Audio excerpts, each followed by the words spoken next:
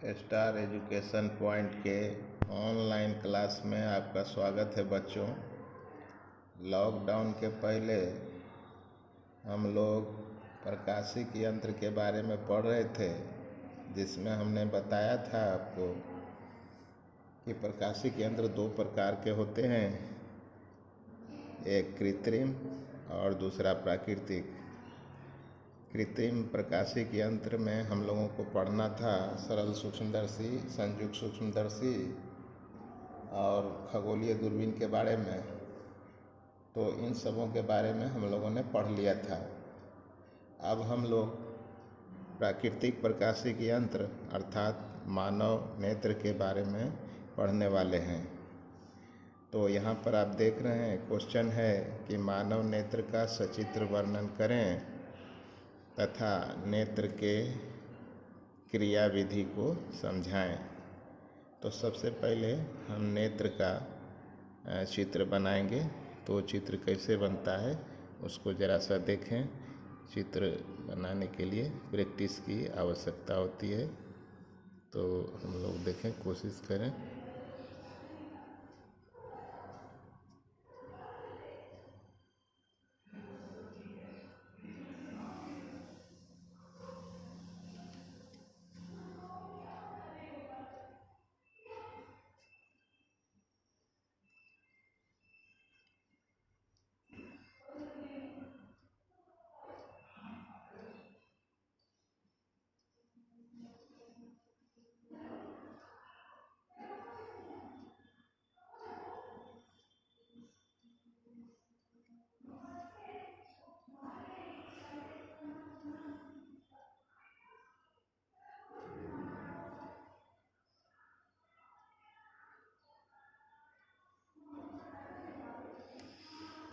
तो मानव नेत्र में ये सबसे बाहरी हिस्सा जो श्वेत दिखाई देता है, इसे हिंदी में श्वेत पटल कहा जाता है और अंग्रेजी में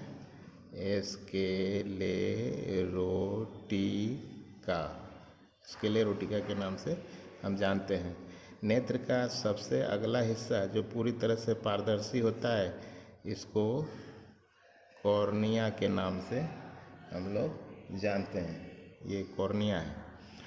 और ये आप जो देख रहे हैं, ये जो हमने डॉट डॉट से बनाया है और बीच में जो एक छिद्र है, ये डॉट डॉट वाला हिस्सा, ये हिंदी में परितारिका कहलाती है और अंग्रेजी में इसे आइरिस के नाम से जानते हैं। और ये बीच वाला आइरिस में जो छिद्र होता है, जिससे प्रकाश कॉर्निया से होता हुआ नेत्र में प्रवेश करता है, इस छिद्र को प्यूपिल कहा जाता है। हिंदी में इसको हम लोग पुतली कहते हैं। ये पुतली है। अब अंदरूनी हिस्से के बारे में बात करें तो इसमें एक मानव नेत्र होता है जो काफ़ी लचीला पदार्थ का बना होता है और जो सिलियरी मांसपेशियों से वो बंधा होता है। तो ये जो आप देख रहे हैं, ये आकृति, ये सिलियरी मांसपेशियां हैं, जिसको कि सस्पेंसरी लिगमेंट कहा जाता है। इसे सिलियरी मांसपेशी भी कह सकते हैं इसे। अब ये हो गया आपको आई लेंस, ये आई लेंस हो गया। अब नेत्र के अंदर में 3 लेयर होता है। नेत्र के सबसे बाहरी वाला जो लेयर था, हमने इसको क्या कहा? इसको कहा कि इसका नाम श्वेत पटल है। लेकिन जो श्वेत पटल के ठीक अंदर वाला हिस्सा है, जो काले भूरे रंग का पाया जाता है, इसका नाम कोराइड है। इसे कोराइड कहते हैं। कोराइड, इसे कोराइड कहा जाता है ये। और कोराइड के सबसे नीचे वाला हिस्सा में एक और पारदर्शी लेयर होता है, सतह होता है, और इसमें सतह के सबसे पिछले हिस्से में एक उभार सी पाई जाती है। इस प्रकार का ये उभार पाया जाता है। तो ये जो आप उभार देख रहे हैं, इस उभार को आपको एलो पॉइंट कहा जाता है। एलो पॉइंट हिंदी में पीत बिंदु कहते हैं। और इसमें जो गड्ढा नुमा जो देख रहे हैं, इसे फोवा कहा जाता है। फोवा, इसे फोवा कहते हैं। अब ये जो तीसरा लेयर है, इस तीसरे लेयर का ही नाम रेटिना है। रेटिना। अब इस रेटिना में दो प्रकार की आकृतियां पाई जाती है। तो अभी हम शंकु बना रहे हैं। ये आकृति शंकु है, और सबसे पिछला हिस्सा में ये शंकु का भी सघन मात्रा में पाई जाती है।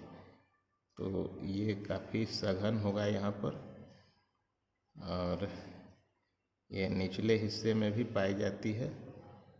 इस प्रकार का ये काफ़ी छोटा होता है। यहाँ पर बनाने पर ये काफ़ी बड़ा बड़ा दिखाई दे रहा है, और इसके बीच बीच में छड़ नुमा आकृति होती है। ये छड़ नुमा है। ये बीच बीच में ये छड़ नुमा भी आकृतियाँ पाई जाती है।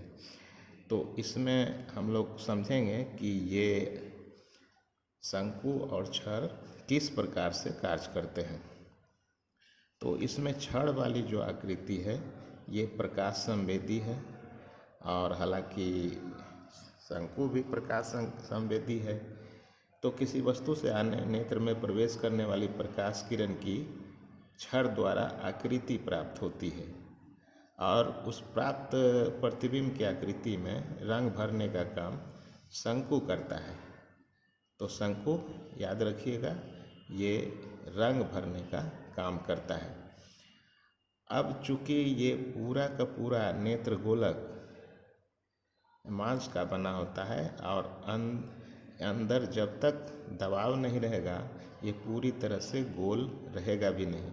इसलिए ये प्राकृतिक रूप से अंदर एक पारदर्शी द्रव से भरा रहता है, जिसको कि वाइट्रियस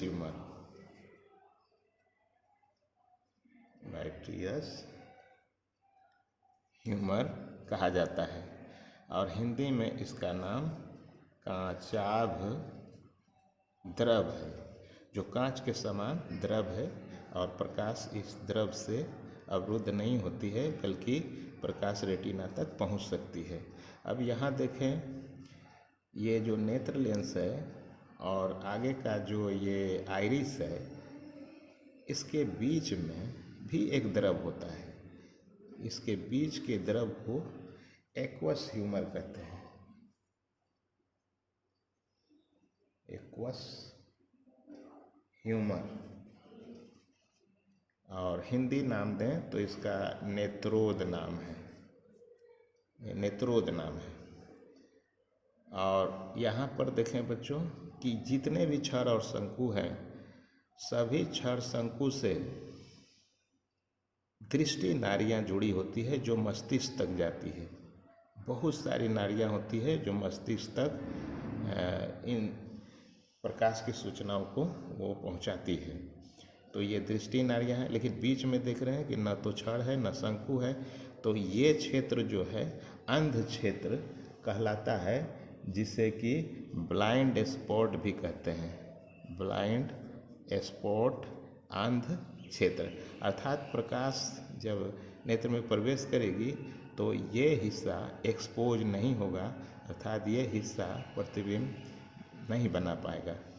अब यहाँ पर देखें कि जो पुतली का छिद्र है और जो यहाँ पर फोवा है, ये दोनों को मिलाने वाली जो काल्पनिक अक्ष है, वो नेत्र का अक्ष कहलाता है।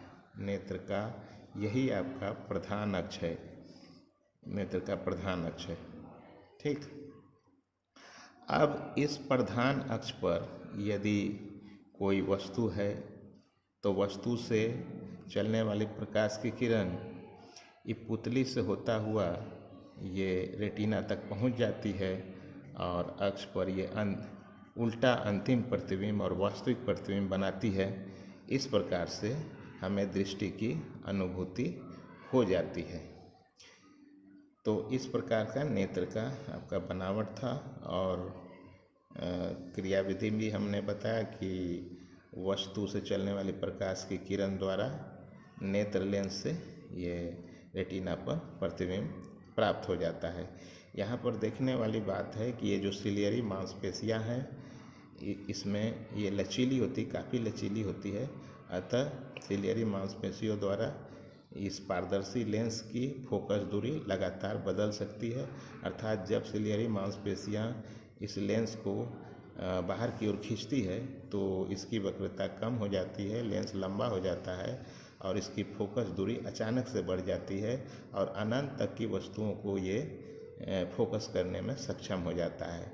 लेकिन जैसे ही सिलियरी मांसपेशियों को ढीला छोड़ दिया जाता है तो ये लेंस मोटा हो जाता है और इसकी वक्रता बढ़ जाती है और ऐसी स्थिति में ये 25 सेंटीमीटर तक की वस्तु को स्पष्ट रूप से देख सकता है, अर्थात रेटिना पर प्रतिबिंब बना सकता है। अब यहाँ पर क्षर और शंकु जो भी प्रकाश से एक्सपोज होती है ये प्रकाश दृष्टि नाड़ियों से होता हुआ मस्तिष्क तक पहुँच जाती है और मस्तिष्क में इस प्रकार की बनावट है कि अंतिम प्रतिबिंब जो उल्टा यहाँ बन रहा होता है रेटिना पर उसे मस्तिष्क सीधा करके देख लेता है। तो आशा है बच्चों कि आप नेत्र की बनावट और इसकी क्रियाविधि को समझ गए होंगे। धन्यवाद।